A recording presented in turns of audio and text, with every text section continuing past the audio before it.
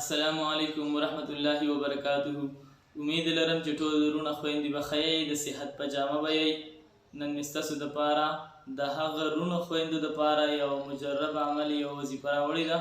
څوک چې ډېر زیات بیماران دي او د خپلې زندګۍ نه مایوسه شوي دي او ډېر زیات تنګ دي د خپل ژوند نه، نو یو وظیفه مې ورله راوړې ده. موږ ورته دوا هم کوو چې زمونږ کوم رونه خویندې بیماران دي، نو الله رب العزت دې هغو له شفای کامله عاجله مستمره ور نصیب کړي.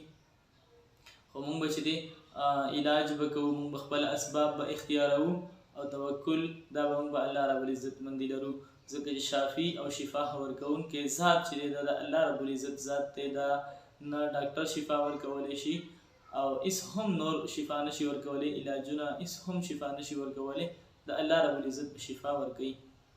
نو زمونږ هغه رونه خویندې کوم چې ډېر زیات بیماران دي، هغو چې دی یو دوا ده، دا به وایي اللهم احینی ما کانت الحیات خیرا لی وتوفنی اذا کانت الوفات خیرا لی.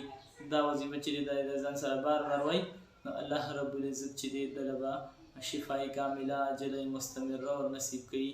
امید دی د الله تعالی نه، ځکه چې شفا ورکوونکی ذات د الله رب العزت ذات دی او الله رب العزت به زمونږ په حق کې هغه فیصله کوي چې کومه بهتري، ځکه چې بهتره فیصله کوونکی او بهتر پیژندونکی ذات چې دی د الله رب العزت ذات دی.